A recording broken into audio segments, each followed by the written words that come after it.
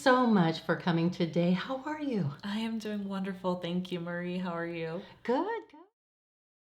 So, where are you from? I am from Washington, D.C. originally, woo woo, and was raised in Las Vegas. But I pretty much grew up all over the place. Lived in Maryland for a little while, in the suburbs like Mitchellville, Maryland area. Moved to California when I was a little kid, and then lived in Las Vegas for quite some time. Then went back to Maryland and found my way back in Vegas, and then came out here to LA. Now, how long have you been in LA so far? It'll be 2 years in a couple months. Okay, so you haven't lived here since you were younger? No, I mean, I did have a little bit of experience here in California when I was a kid. I got into the entertainment industry in California when I was about 9 years old. But I lived in Orange County in like Tustin, Irvine area. And then I moved to Las Vegas when I was about 12 years old. So I moved quite a bit. People might be surprised to know I went to about 12 or 13 different schools. Wow. So Yeah. that really makes you really flexible, right? Yeah, quite a bit. I've had to adapt to different communities of people, um, just to fit in sometimes. Moving a lot, I had to adapt to different lifestyles. And, we went through a lot as a family. So I'm very quick on my feet and I had to learn how to adapt to different situations. You acted when you were a child. So, how did that begin? Yes, I did act when I was a child, and that began when I was a little kid. I was about 4. My mom put me into like print modeling. She was like, "Oh, she's a cute kid," so I did a little bit of print modeling. I've always been expressive with like my body, so I was involved in dance for a while. And when I was about 9 years old, we lived in California.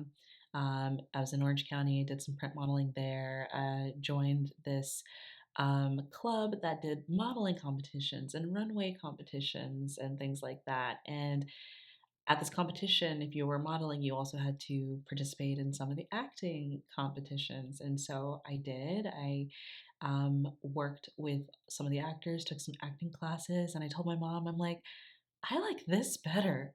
I like playing these different people and working with different people and not just taking photos. And so she was like, oh, well, let's try that. And so that's kind of how I got involved in acting. And it didn't really become a real passion of mine until high school when I got involved in theater. And that's where acting really became something that I was like, oh, I want to do this. I want to be a part of this world. Um, yeah, and take these journeys with these characters. It was when I got involved in theater in high school. We were talking earlier. You actually auditioned when you were younger, first Yes. TV shows and things like that. Yes, I did. I got an agent right away at 9 when I lived in California. I was started auditioning for a lot of big Disney and Nickelodeon shows at the time. Um, did a lot of background work as a kid too, which allowed me the opportunity to have a few bumps on a couple of TV shows, which was really nice, where I was either featured or had a couple lines here and there. And so, yeah, I really loved being on set as a kid. And my mom always told me like, if this ever stops being fun for you, then we can stop at any time. And it never stopped being fun for me. Even to this day, I'm in awe every time I come on set. Just the world building and the collaboration that comes with filmmaking and television. I love that too. I really love that part as well. Mhm. Now, what happened after high school? So yeah, after high school, I wanted to move to LA. I'd planned to move to LA, and life just did not go as I had planned.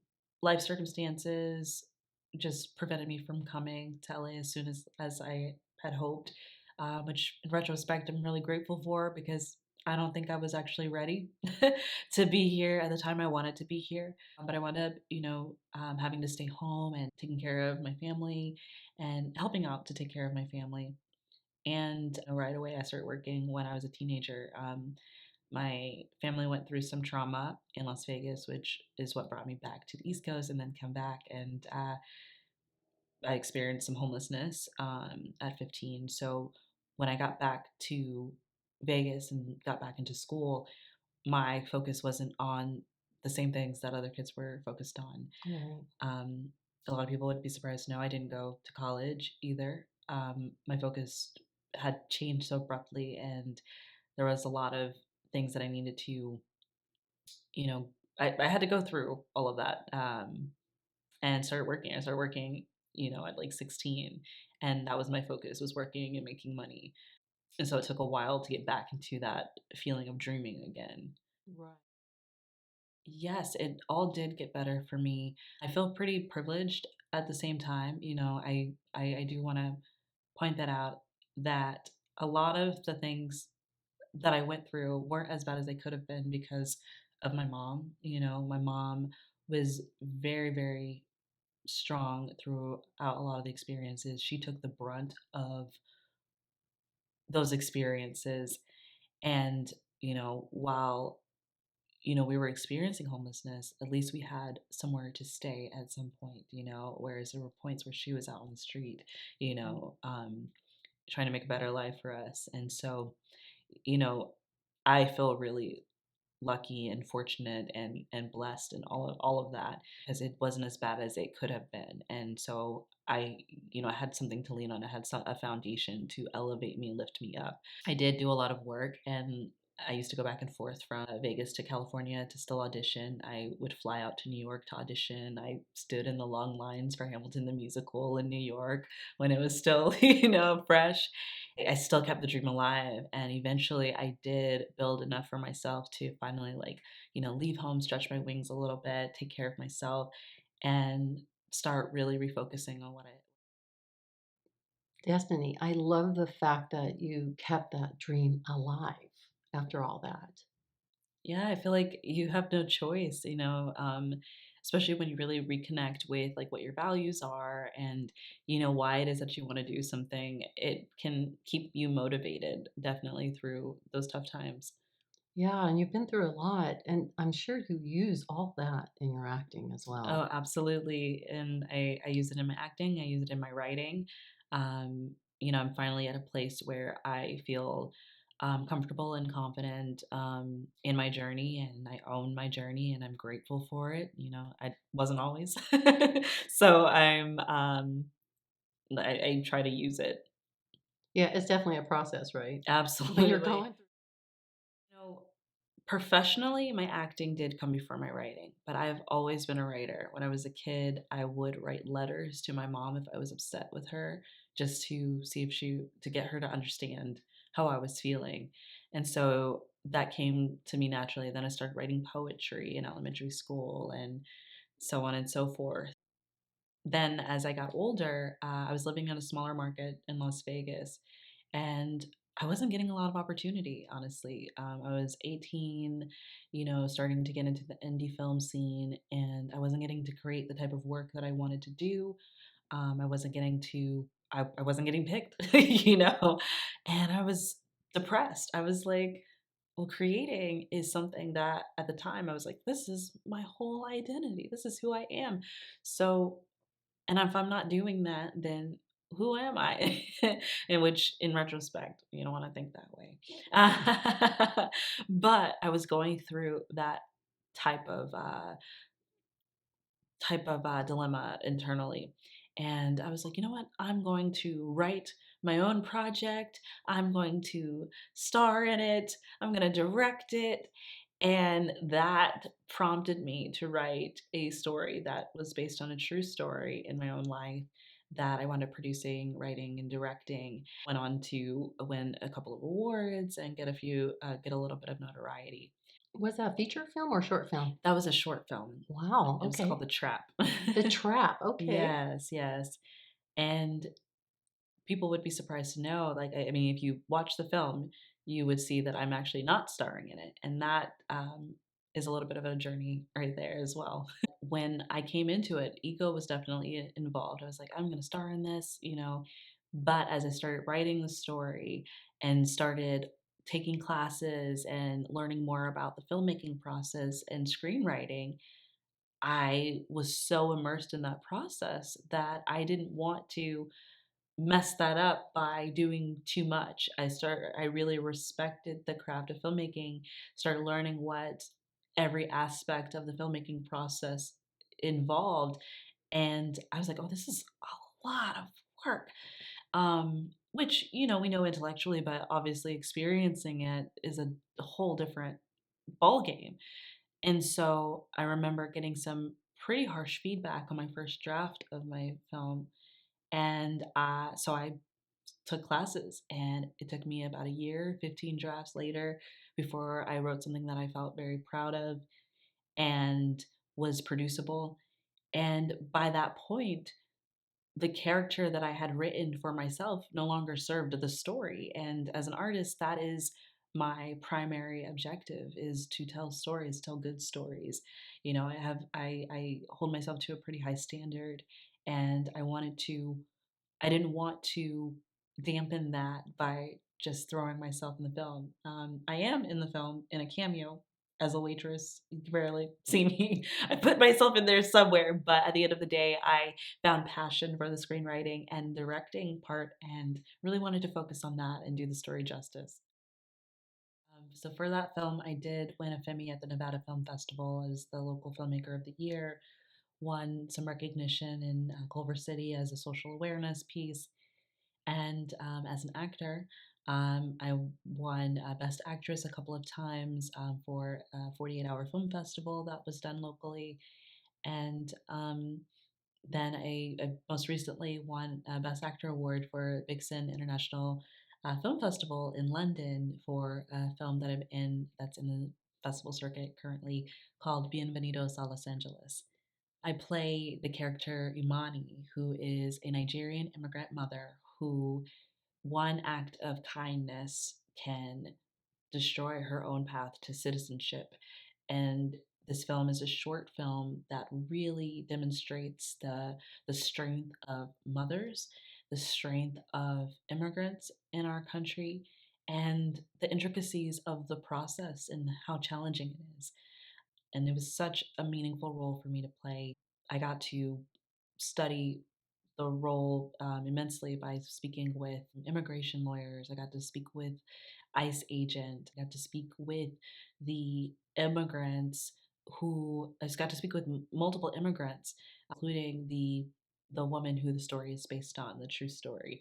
And there's a lot that people don't know about the process that makes it almost impossible. And you have these women and people in general doing the impossible. Mhm. It makes it that much more special. That journey with the mothers fighting for their children and their immigration and things like that. So I was very honored to be a part of that story. It's actually in Diversity in Cannes right now. Uh, I'm celebrating your success with all that. I'm oh, excited thank for you. you. Thank you so I just have much. a question about that role. Did you have to use an accent, right? Did you learn, or are you good at accents? Yes, I had to learn an accent. I studied with a dialect coach for the audition. And then when I booked the role, I continued studying with the dialect coach, but they also had a producer on the film who was Nigerian who worked with me. So I got to work with her pretty frequently. I would be at my day job and take, lunch breaks and get on a, Zoom call and, work on my dialect. And so we worked on it pretty immensely. That's such a challenging question if I love writing over acting. Um, you know, I want to say I actually really enjoy writing.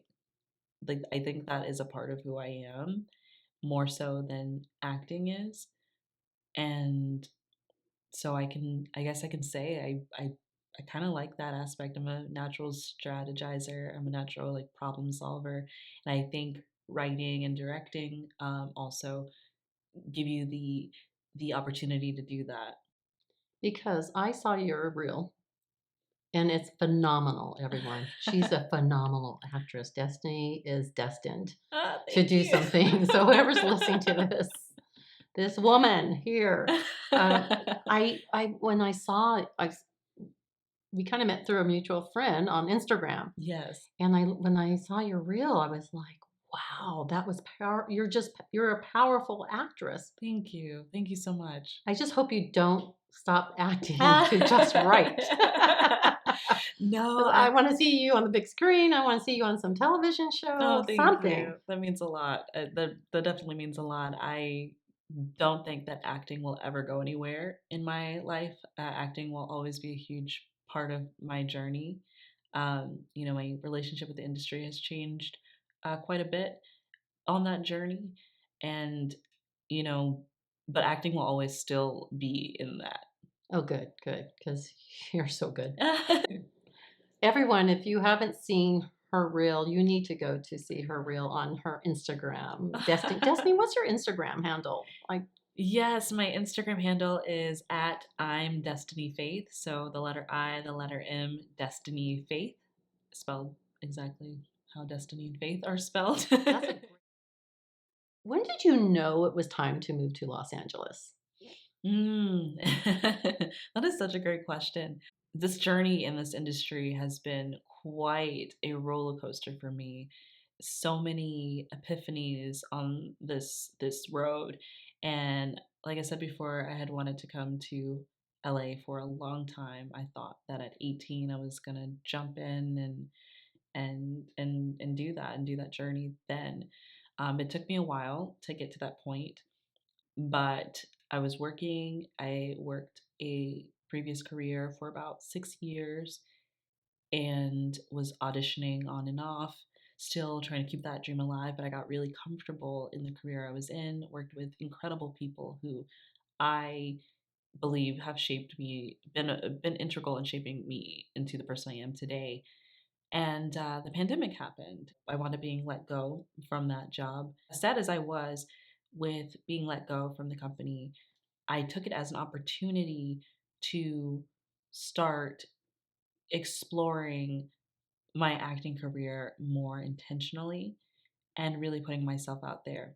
And so I started auditioning while on lockdown, taking virtual classes while on lockdown. I started booking while on lockdown, which was surprising to me. And I started building momentum. Then I wound up getting signed with my manager, theatrical rep, and commercial rep. My lease was coming to an end in Las Vegas, and I was just so worn out by the inaccessibility to the types of projects that I wanted to be a part of while being in a smaller market. And so I was at a crossroads, you know, during the pandemic, basically lost everything. I did get COVID in towards the beginning stages of the pandemic as well. So I lost some friends along the way, you know, because 2020 was a very reflective year. You got to see who people really were as well. And so I was at this crossroads. I felt like I had nothing to lose. I felt like I had put myself on hold for so long with dealing with the traumas that were occurring in my family, to working just to make money and survive, to dealing with this and then losing it all. I was like, well, what do I have to lose? I don't want to be here anymore. I don't feel like this is the soil that is meant to help me grow. I don't feel like there's anything else I can gain from being here for my own journey. This isn't the life that I want to live. I was at a rock bottom place, and I was like, you know what? I'm gonna take the plunge. I'm gonna take the leap. Start looking for places in LA, and when I found something that fit within my budget, took the leap, moved out here, and booked my first national union commercial my first week living in LA. I mean, just couldn't have been any better. I felt very grateful for that, and I did feel like, oh, this is a sign, that I'm making the right step. I feel like, the universe, God rewards you for taking bold movements towards the person that you're supposed to be. So, what was your perception of Los Angeles? I know you lived here when you were younger, so that's a Hmm. different perspective altogether. But what was your perception before you moved to Los Angeles, and what was the reality of it? Okay. Yes. So when I used to go back and forth to Los Angeles all the time when I lived in Las Vegas. And because I got to get a jump start in the industry at a young age in Hollywood, my thought process was always that, Hollywood has a strong standard of excellence. The value of camaraderie felt very present. And that is all still very true to me, and I still value that. However, living here, I think the shininess of it has dulled a little bit. And not because I don't still value it, it's because it's now something that seems more innate, meaning it's not unachievable anymore. When I look at the industry, it's all around you. And it's like, oh, I know the reality of how this industry works now, having had some ups and some downs, and some ups and some downs, and some almost, and situations where you're thinking, my life's about to change today, and then not, and it's like the more people you get to know in this industry, people who are seemingly further along on their paths, um, even, series regulars and movie leads and people that were like, oh, these are some big actors who are doing this, they're all kind of experiencing the same thing, and you learn, oh, that's just the industry. That is what it is. That is the job that you're signing up for. At any stage of it, it is very similar, and that's taken the shininess off it. It's still inspiring to me. It's still something I want to be a part of, but it's no longer this fantasy to me. Or unattainable. Unattainable, exactly.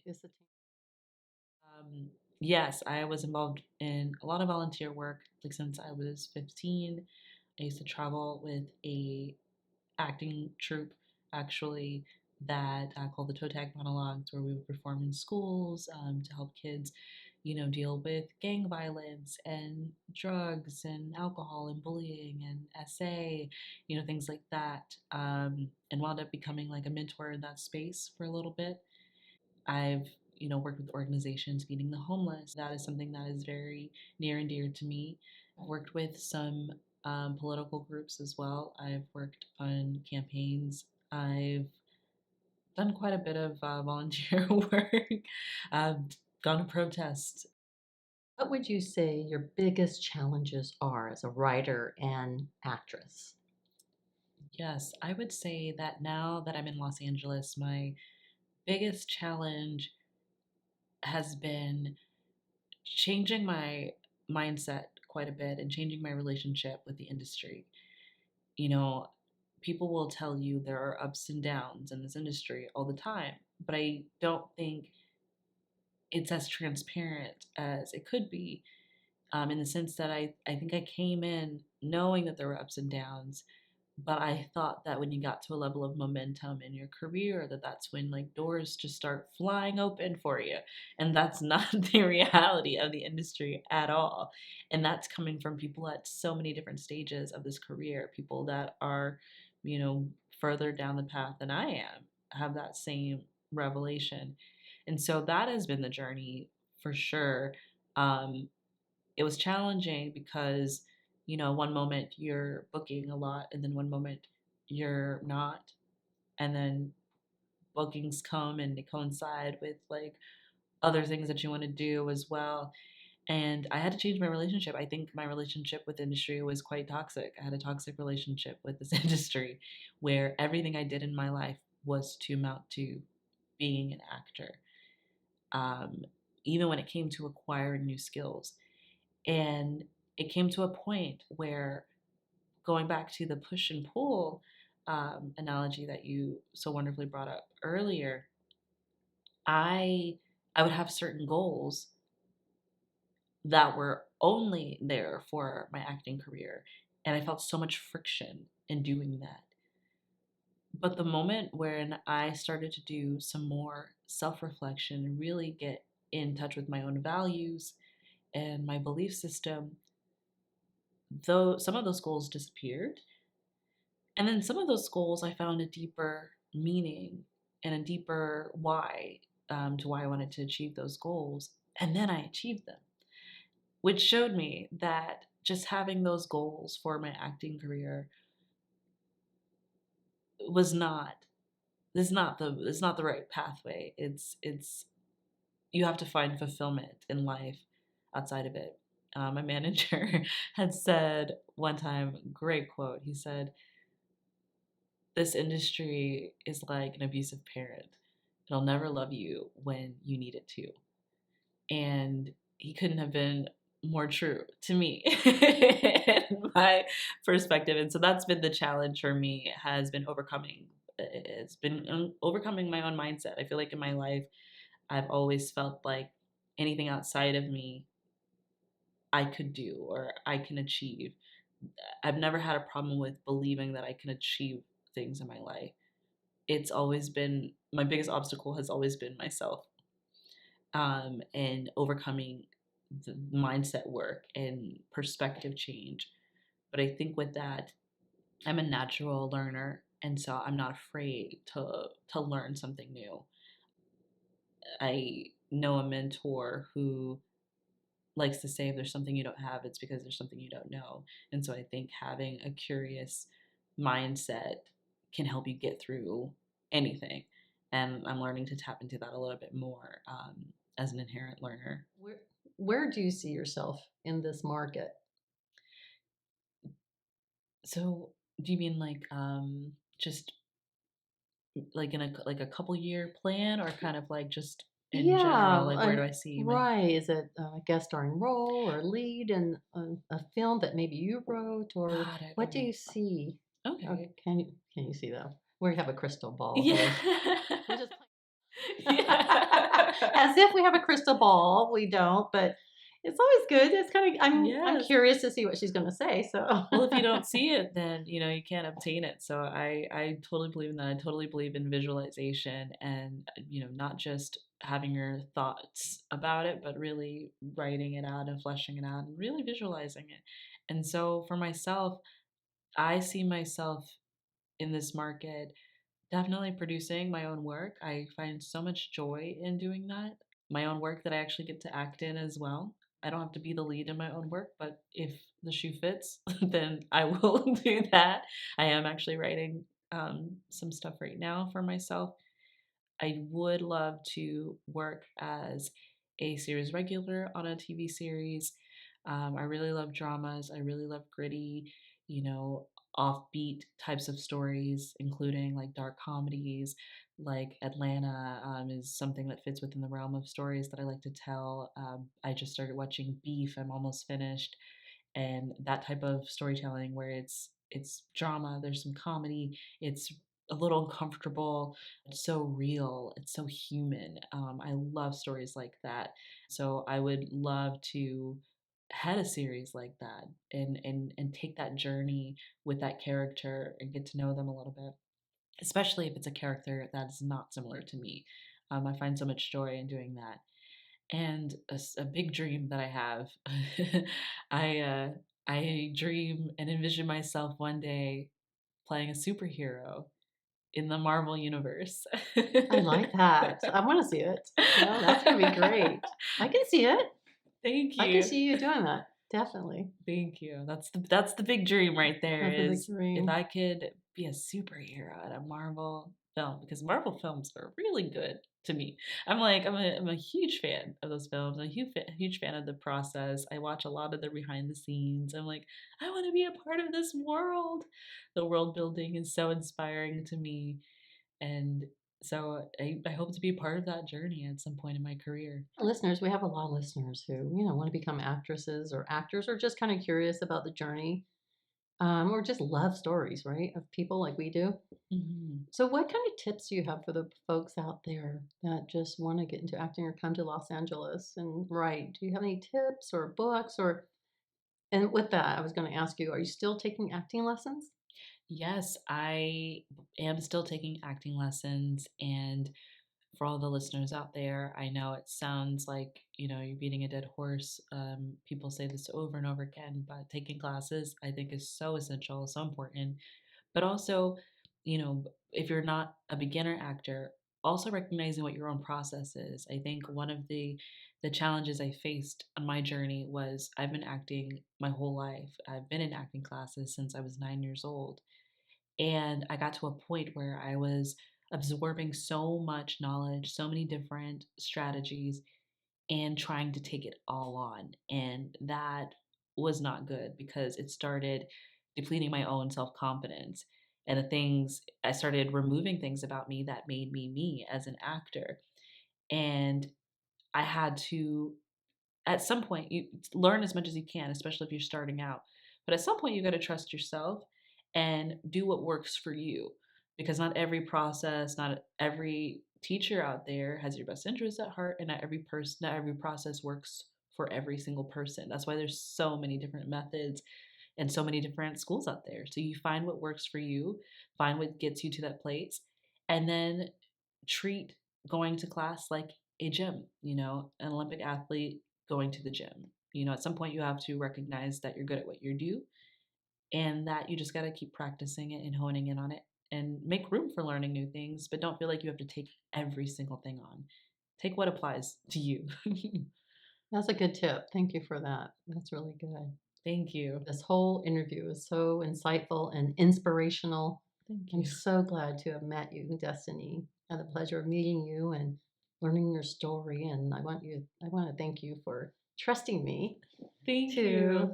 to ask all these questions because this is wonderful. No, thank you, Marie, for having me and for even considering me for your podcast. I feel honored to be here and to talk to your audience and to chat with you. It's been great getting to explore some of these questions that maybe I haven't thought about in a while, or to think out loud with you. I thank you for creating that space and making it a safe space to do so. So I really appreciate it. The pleasure is Oh, definitely mine. oh, thank you, Destiny. Those are kind, kind words. Thank you so much. And with Destiny, please look down below, link to her Instagram and her IMDb. Check her out. And with that, just be kind, but most of all, be kind to yourself. See you next time.